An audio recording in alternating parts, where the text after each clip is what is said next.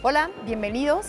Estamos aquí en el Palacio de Minería, en el 10º programa de Días Feriados. Estamos encantadas y encantados, llenos de libros, lectores, lectoras, editores, ilustradores y todo lo que tiene que ver con este fantástico mundo del libro y de la lectura.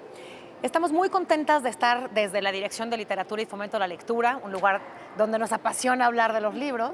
Me da mucho gusto que me acompañe Gabriela Ardila, yo soy Anel Pérez y les doy la bienvenida a esta nueva edición de este programa. No se olviden de que pueden seguirnos en Instagram como TV UNAM Oficial y en Twitter y Facebook como TV UNAM. Y queremos escucharles en el hashtag Días Feriados. Recuerden que vamos a estar hasta el 6 de marzo, así que todos los días hay una cita en TV UNAM para hablar de días feriados. Y ahora pasemos a nuestra primera cápsula, donde escucharemos a Odette Alonso hablar sobre el ciclo Boulevard Arcoíris de poesía trans en México, un tema imperdible.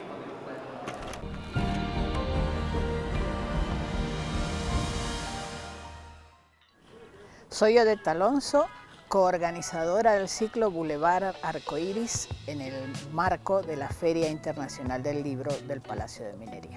Boulevard Arcoíris es un proyecto general para dar presencia y voz a la literatura de la diversidad dentro del gran concierto de la literatura nacional e internacional. Buscamos que esté representada la literatura de la diversidad en todos sus matices, ahora dentro de la Feria Internacional del Libro del Palacio de Minería y más adelante en otros proyectos que estamos emprendiendo. Boulevard Arcoíris estará integrado por 3 actividades. La primera, poesía trans mexicana; la segunda, literatura gay contemporánea; y la tercera, cuento lésbico mexicano. Poesía trans mexicana pues es un proyecto poético y como todo lo personal es público, es un proyecto también político. Es una poesía donde está presente todo el sentir de las personas trans y desde los sentimientos, desde la lucha política, desde la representación en el espacio público, y todo esto llevado a la poesía en los más diversos matices y en las más diversas maneras de expresar. El trabajo de poesía trans mexicana ha sido un trabajo de redescubrimiento, de descubrimiento y redescubrimiento, porque es muy interesante ir viendo cómo y dónde están los poetas mexicanos que tratan desde la mirada trans su vida y su lucha, su trabajo, su camino. Hay algunos textos escritos con lenguaje incluyente. Es interesante porque es esta nueva manera de representarse, de estar representadas y representados en la literatura, con este lenguaje que tiene un propósito político, un propósito de representación, de visibilidad y visualización. Para la feria y para la organización de Boulevard Arcoíris es importante este nicho, este espacio en el cual quienes busquen la literatura de la diversidad la van a encontrar, pero además tantas personas que se acercan a la feria buscando nuevas lecturas, nuevas miradas, nuevos temas o temas tratados de manera contemporánea van a encontrar en Boulevard Arcoíris un lugar donde hallarnos y donde platicar sobre estos temas.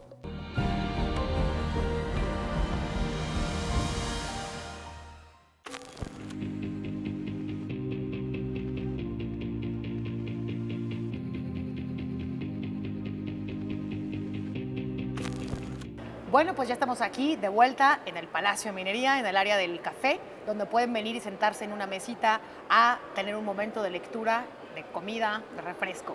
Y me da muchísimo gusto estar aquí con Artemisa Telles, una cuentista, poeta, que se ha dedicado también a difundir talleres de erotismo de las mujeres y sobre literatura lésbica. Y quiero empezar, querida Artemisa, con la pregunta: ¿qué implica una categoría tan compleja como la literatura lésbica? ¿Qué es eso? ¿Por qué importa esa categoría? Bueno, hay muchas maneras de abordar lo que sería la literatura lésbica, ¿no? La manera en la que la he abordado yo siempre es un poco como lo hizo María Elena Olivera en la primera tesis que se hizo sobre literatura lésbica, que es el personaje. ¿no? Lo primero es que sea un personaje que se pueda entender como lésbico por sus prácticas, por sus afectos, por su conducta o por su manera de ver la vida, ¿no?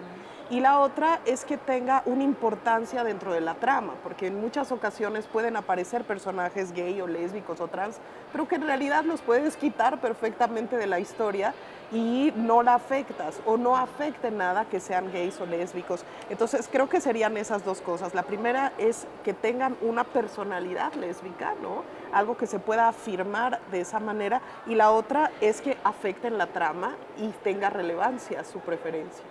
De acuerdo. Gaby. Oye, y cuéntanos, este fin de semana estuviste en el ciclo Boulevard Arcoíris hablando sobre justamente cuento lésbico mexicano. Sí. ¿Quiénes son las autoras que podemos encontrar de cuento lésbico mexicano? ¿Cuáles son como las categorías en las que están clasificadas? ¿Cómo funciona? Bueno, el cuento lésbico aparece con Pita Amor en un cuento que se llama Raquel Rivadeneira, ¿no? Es ella la primera en tocar, ¿no? En atreverse a tocar el tema de la lesbiana, ¿no? Y a partir de ahí ha dejado una puerta abierta por las que han transitado muchas escritoras importantes como Beatriz Espejo, Ethel Krause, Eve Gil, lógicamente Rosa María Rofiel, Odette Alonso, ¿no? Entonces ya ahorita es un repertorio amplio y que creo que permite también ver las diferentes visiones de la lesbiana a través del tiempo y además de la vida lésbica en México, que esa es una especificidad que es interesante y que es muy valiosa para la literatura. Entonces, si esta literatura lésbica es tan joven, mi pregunta sería, ¿cómo es que esta literatura genera una cultura lectora sobre este tema específico? Es decir, ¿quién es el público o quiénes son los del público del taller y de estas charlas? ¿Qué público asiste o quiénes son las o los lectores específicamente que llegan y deciden leer literatura lésbica? Yo creo que primero, en una primera instancia, había una avidez, ¿no? O sea, Claro. había lesbianas que deseaban verse reflejadas en las historias literarias y que lo estuvieron esperando, ¿no? Hasta que surge, ¿no? Con Amora de Rosa María Rofiel por primera vez esta protagonista lesbiana, y además hay muchas lesbianas en el libro, no solamente Claro. la protagonista lo es, ¿no? Y a partir de ahí, pues yo creo que muchas habían estado esperando eso, pero después pues se va ampliando porque tenemos muchas calidades de escritoras, muchas distintas épocas y también dónde se van compilando, ¿no? Cómo juegan también con los otros textos. Digamos, Ethel Krause, por ejemplo, ha tenido mucho interés en narrar la diversidad de las mujeres solteras, las mujeres neurodivergentes, entonces, por supuesto que ahí hay un universo también de lesbianas, porque no somos ajenas a las mujeres. Entonces, Claro. esto es hermoso porque empieza a ver esta imbricación, ¿no? Y esa convivencia como es en la realidad. Entonces, bueno, pues ahí.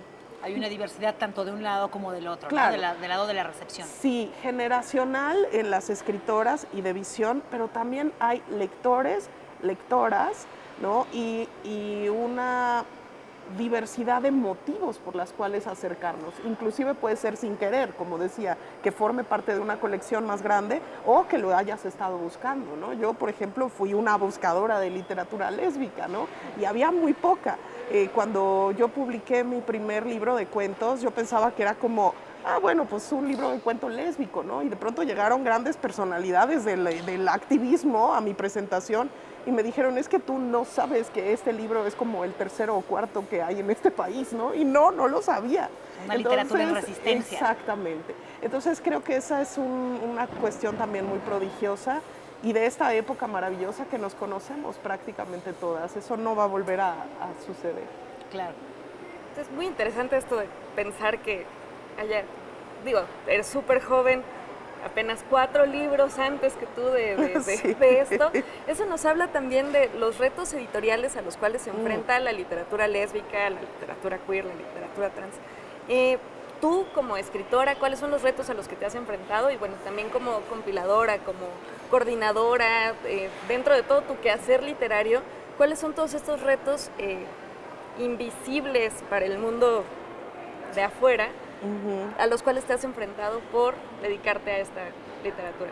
Bueno, estamos en una etapa muy extraña, ¿no? Porque pasamos como de la visibilización a la normalización. Y entonces ahorita se cree que ya no se necesita. No se necesita la categoría, no se necesita la representación, ya nadie en el mundo tiene un problema con eso, lo cual no es exactamente así, ¿no? Entonces, bueno, pues eso ha hecho que de pronto no haya suficiente interés, ¿no? para hacerlo. Y, por ejemplo, en la literatura LGBTQ, ¿no? Cuando se abren esos espacios, pues lo que sucede es que todo es predominantemente gay, ¿no? Y entonces, cuando yo escribí Crema de Vainilla, me acerco a una editorial LGBT que estaba comenzando, ¿no? Y que me habían prácticamente invitado porque queremos publicar mujeres. Y cuando le llevo mi libro me dice, pues es que, no sé, es que está como lleno de vaginas. Yo le decía, pues es que tú qué imaginas, o sea, Claro. ¿qué es eso? ¿Qué imaginabas que iba a haber, Claro. no? Entonces hay muchos niveles de resistencia, ¿no? O sea, dentro y fuera de lo que llamamos la comunidad, ¿no? Hay muchos tipos de resistencias. De todas maneras, la literatura lésbica existe, resiste, persiste, ¿no? Entonces eso no lo van a, digamos, si no nos han detenido en 4000 años, no nos van a detener ahorita. Tú dices, resiste, persiste, sobrevive. ¿Y cómo se construye? ¿Qué pasa en tus talleres de escritura? A mí me interesa mucho que nos compartas un poco la exploración de las mujeres escribiendo sobre su corporalidad, sobre su placer, Sí. sobre su intimidad, Sí. sobre sus orgasmos, sobre sus vaginas, sobre sus pechos. ¿Cómo son estos talleres? ¿A qué público te diriges? ¿Y cómo convive la comunidad lésbica con mujeres heteros o con cualquier diversidad que se inscribe en un taller de erotismo? Pues mira, el taller es muy diverso, ¿no? Tenemos 17 generaciones ya Guau. de taller. ¿Eso quiere decir 17 años haciendo el taller? Sí, y en todos esos años hemos tenido compañeras muy jovencitas, de 20 y pocos, ¿no? Hemos tenido compañeras que tienen más de 80 años y que llegan y comparten en el taller su experiencia y su visión de mundo. Hay lesbianas, hay trans, hay bisexuales, hay incógnitas que no sabemos a qué le hacen, ¿no? Porque al final es ficción también, aunque se comparte mucho de la vida también. Y es muy emocionante el que en el taller nunca ha resultado conflictivo eso. O sea que tengo muchísimas alumnas que escriben cuento lésbico, que tienen parejas varones, tengo muchísimas que están escribiendo sobre relaciones heterosexuales cuando son lesbianas, ¿no? Entonces, porque al final hay una exploración y que creo que eso en la literatura se permite ver, también entra el plano de la fantasía. O sea, el por qué se desarrolla de cierta manera la historia no tiene que ver con lo que tú haces, también tiene que ver con lo que tú puedes, con lo que tú sueñas, con lo que tú imaginas. Entonces nos ampliamos y además del acervo de las otras. Entonces también lo que a ti no se te había antojado, no se te había ocurrido. Entonces es una parte muy emocionante y muy divertida. Sí. Y escriben de todo. Y yo eso siempre lo digo así. No quiere decir que mis alumnas escriben cuentos que a mí me gustan. Ellas escriben los cuentos que ellas quieren escribir, ¿no? Y entonces lo que nosotras hacemos es acompañarlas a construir ese cuento que han soñado, ¿no?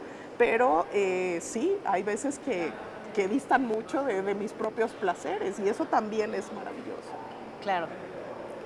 Oye, hace un momentito nos contabas sobre esta búsqueda que tuviste que hacer para encontrar literatura lésbica. Imagino que ya llevabas un rato de lectora, de escritora. Sí. ¿Cómo fue ese primer momento en el que encontraste esa representatividad, que dijiste, vaya, algo con lo cual conecto de esta manera? Pues los encuentros con los libros son como los encuentros con las personas, todos tienen como una historia, ¿no? Pero mucha de la primera literatura lésbica que leí me la dieron otras lesbianas, ¿no? Los libros, por ejemplo, Dos mujeres, y el libro no existía, ¿no? Las lesbianas lo habían conservado de copia en copia, de mano en mano, y así sobrevivió, ¿no? Sara Levy Calderón ahora, hace poco, saca nuevamente el libro, ¿no? Y saca una secuela de ese libro. Entonces, es muy interesante cómo pudo sobrevivir 20 años ¿no? Sin que existiera físicamente el libro. Amora también, era un libro que algunas tenían, prestaban, fotocopiábamos. Como si estuviera censurado, como si fuera... ¿no? O sea, se acaba la edición y desaparece, ¿no? Y entonces esa parte, pues... tiene una parte que empobrece, porque siempre que el libro no exista, y es algo que es común a la literatura de mujeres en este país, de pronto no están los libros, hay que buscar las fotocopias, hay que transcribirlos manualmente, como lo he hecho yo para algunos talleres, para algunos cursos, ¿no? Pero también está esta parte de la red. Léete esto, conoce esto, y la red hace sobrevivir su libro, y eso también es muy hermoso porque vendrán otros tiempos, ¿no? Como en el caso de Levi Calderón. Yo ahí quiero detenerme del tema de la red. El acto de leer es siempre un acto comunitario, siempre, ¿no? De eso estamos seguros, al menos en los programas de fomento a la lectura, pero en el caso específico de la comunidad LGBT+, ¿crees que hay una necesidad de crear redes específicas donde circula libros, recomendaciones culturales de cine, teatro, etcétera? O sea, ¿crees que es más específico y más concreto el caso de la red? Sí, yo creo que es así. Para mí algo que fue sumamente importante cuando empecé a acercarme al mundo lésbico, ¿no? Era que existía un festival cultural, ¿no? Y entonces yo iba al festival lésbico y conocí ahí a Rofiel, conocí ahí a Berta de la Maza, que fue muy importante para mí porque fue la primera mujer que puso mis libros en su librería, porque como no tenían código de barras, no se podían vender en librerías, y ella me dijo, no me importa, yo los vendo en mi librería. Entonces todos esos vínculos y esas redes han sido muy fructíferas y muy largas. Yo siempre digo, pienso y comparto la idea de que el espacio de la literatura lésbica es un espacio fructífero para escribir para cualquier mujer. O sea, es un lugar en donde de manera lógica desaparece el padre, el marido, el amante, el hermano, el jefe, muchas de las autoridades patriarcales y de los vínculos familiares que también pesan de una manera diferente dentro de la psique de las mujeres que de los varones. Entonces el tener ese espacio donde los varones no pueden entrar, es un espacio rico para la escritura de mujeres, y por eso es que creo que tantas autoras que no se identifican como lesbianas o que no lo son, encuentran un personaje interesante o una vía interesante a través del personaje lésbico. Claro. ¿Y eso pasa en su sexualidad? O sea, ¿crees que la literatura lésbica ha aportado a la literatura de las mujeres a sentarse en su cuerpo y en su sexualidad? Sí, totalmente. Es un espacio de exploración distinto. Siempre digo eso, ¿no? Los espacios de exploración no hay mejores y peores. Los mejores son los que tú quieres y los peores son los que tú no quieres. Claro. Nada más, claro. ¿no? Pero en la ficción literaria entra mucho esa posibilidad. O sea, esto solamente lo podría hacer una lesbiana. Esto solamente lo podría hacer un hombre, ¿no? Que estuviera muy traumado. Entonces tú tienes que crear los personajes en función de lo que viven y también de cómo reaccionan a lo que reciben del mundo. Entonces también en ese sentido, pues sí es el espacio del placer femenino y del amor por las mujeres, que yo creo que lo más revolucionario de la identidad lésbica es el amor por las mujeres, no el sexo con mujeres. Claro, ¿no? estoy O sea, totalmente de tenemos acuerdo. una sociedad donde cuida, apapacha, conserva a tu marido, ¿no? Pero ¿dónde está el cuida, apapacha, conserva a tu mujer? Eso no hay, ¿no? No hay esa cultura. Entonces, el que las mujeres amen, cuiden, velen por otras mujeres es totalmente revolucionario, totalmente sanador también. Claro. ¿Y no ves resistencia ya o ha habido una modificación clara en las editoriales y en las festivales, en las ferias como esta, donde siempre hay un espacio ahora para esta comunidad y este tipo de literatura? ¿Estás de acuerdo? Sí, pero se debe a las lesbianas, no se debe a las instituciones. Eso está muy bien O sea, recordarlo. son las Producto mujeres. de un activismo. Claro. No, y es como todos los espacios que han ganado las mujeres. Las han ganado las mujeres, no nos los han cedido los buenos varones, ¿no? Claro. Nunca. Entonces, creo que en este caso, bueno, la literatura de lesbianas está pegada con la literatura de mujeres, no es distinta, ¿no? No es del todo distinta, no está disociada. Entonces, funciona igual. ¿Qué hacemos? Hacemos presencia, hacemos permanencia, abrimos el espacio. Odette aquí en la Feria del Libro, año tras año, Claro. con Boulevard Arcoíris, pero antes con el ciclo de escritoras latinoamericanas, diciendo mujeres crean, lesbianas crean, a ver, hablen, ¿no? Claro. Pues con esto, qué mejor cierre que decir. Lesbianas hablen, mujeres hablen. Con esto, lamentablemente, aunque estábamos hablando, tenemos que cerrar y despedirnos. Ha sido un placer tenerte aquí con Muchas nosotros. gracias. Y los invitamos ahora a ver la cápsula también sobre el ciclo del Boulevard Arcoíris, donde podremos escuchar a Norge Espinosa, también hablando sobre literatura gay y queer.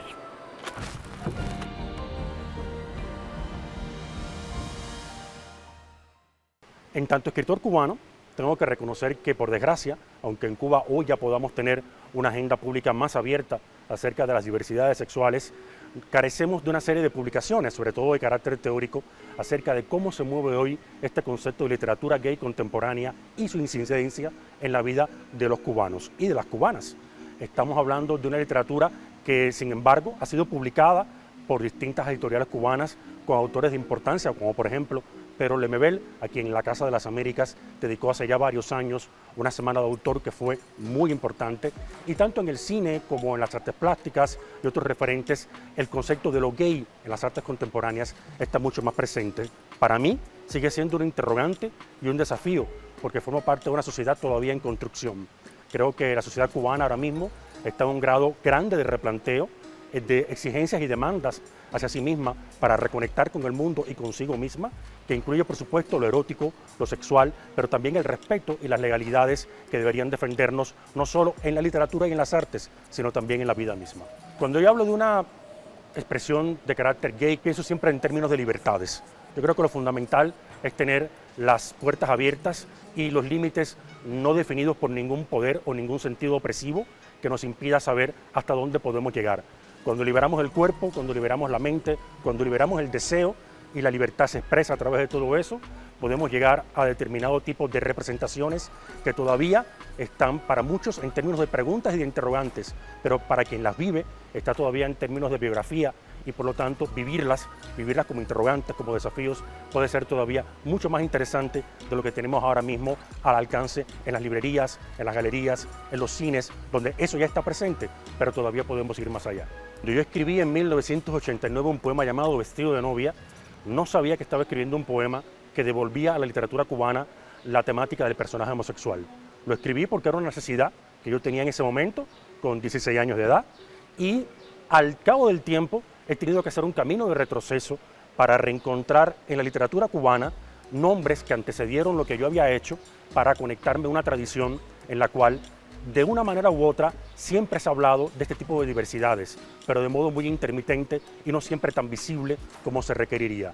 Comparado con otros contextos, en Cuba la figura del homosexual, la lesbiana, la persona trans, el paciente de VIH-Sida, ha tenido también que dialogar con un contexto donde lo político ha sido muy fuerte y donde no siempre lo político ha estado en función de atender a estas minorías o este tipo de comunidades. Sin embargo, ha tenido que reconocerlas, ha tenido que empezar a abrir espacios para conectarse a ellas y también a través de la literatura y el cine, por ejemplo, que fue una fuente fundamental de información, pudimos conectarnos con lo que estaba pasando en otros contextos, en otros territorios, en otros países también de América Latina con respecto a esta gran discusión. Y creo que en esa discusión todavía en Cuba estamos tratando de armar un camino que nos diferencia al tiempo que nos enlaza a lo que está pasando con otras naciones de América Latina, Europa y también del resto del mundo.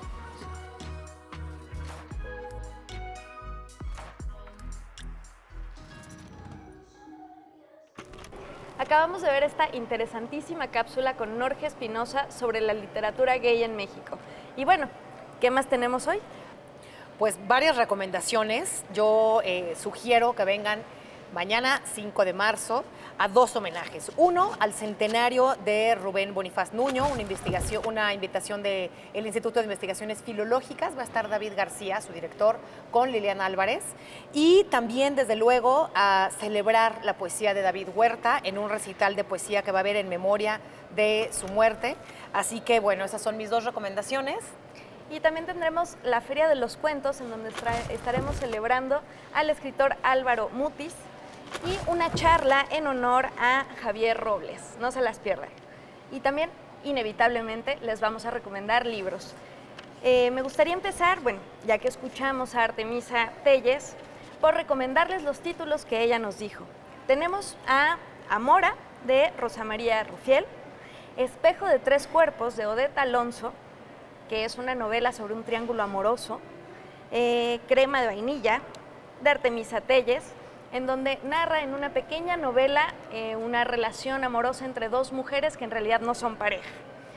Contarte en lésbico, un pequeño cuento que habla sobre la identidad, de Elena Madrigal, y Del destete al desempance, una historia divertidísima donde está Chabela Vargas, una borrachera y un bar. ¿Qué más podemos pedir? Esto de Hilda Salinas. ¿Tú qué nos tienes, Anel? Yo tengo otras recomendaciones, quizá menos literarias, pero muy buenas. Una es sobre el sol, un tema que casi nunca leemos, La tormenta solar perfecta, un libro de Juan Américo González, que habla sobre la composición del sol, el comportamiento de esta o de la actividad solar, el funcionamiento del sol y algo que se llaman las tormentas solares perfectas. Así que esta es una buena recomendación si le gusta la divulgación de la ciencia. También La gran broma de Babel, de Daniel Escoto, un escritor joven mexicano que habla de tres mujeres en el siglo X y XI, o sea, nos vamos a la literatura medieval. Es una literatura distinta que sin duda la van a gozar muchísimo. Y la colección Cuadernos de Elena, esta es una serie de relatos recogidos de Elena Garro en una edición muy particular que nos permite comparar las formas del manuscrito a la mecanografiada y a la forma editorial de Elena Garro. Qué fantásticas recomendaciones, donde como pueden ver tenemos para todos los gustos, al igual que en la Feria de Minería. No se pierdan estos días que quedan. Vengan, por favor. Nos vemos el día de mañana. Esto fue todo por hoy, aquí en Días Feriados, en el Palacio de Minería.